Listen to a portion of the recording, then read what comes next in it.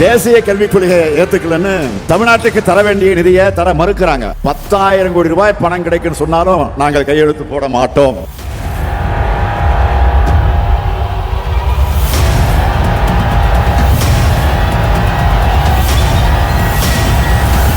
பள்ளிக்கல்வித்துறையை தலை சிறந்த துறையா வளர்த்திருக்கிறார் நம்ம அன்பில் மகேஷ் அவர்கள். இப்ப நாகையிலும் வாகை சூடி இருக்கிறார்.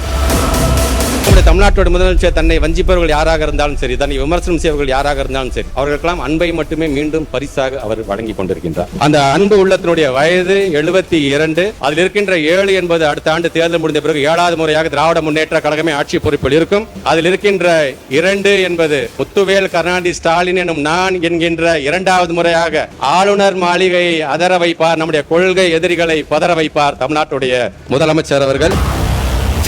திருச்சியிலிருந்து இன்னொரு அமைச்சரும் இருக்கிறார், நம்ம தம்பி அன்பில் மகேஷ் பொய்யாமொழி. அவர் மட்டும் என்ன லேசுப்பட்டவரா என்ன?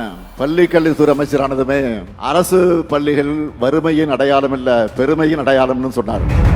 முதலாவது மகேஷும் கண் முன்னாடி வளர்ந்த பசங்க இன்னைக்கு எல்லாரும் பாராட்டுகிற வகையில் சிறப்பாக செயலாற்றி கொண்டிருக்கிறாங்க. இதை பார்க்கிறப்போ அளவில்லா மகிழ்ச்சியும் பெருமையும் எனக்கு ஏற்படும்.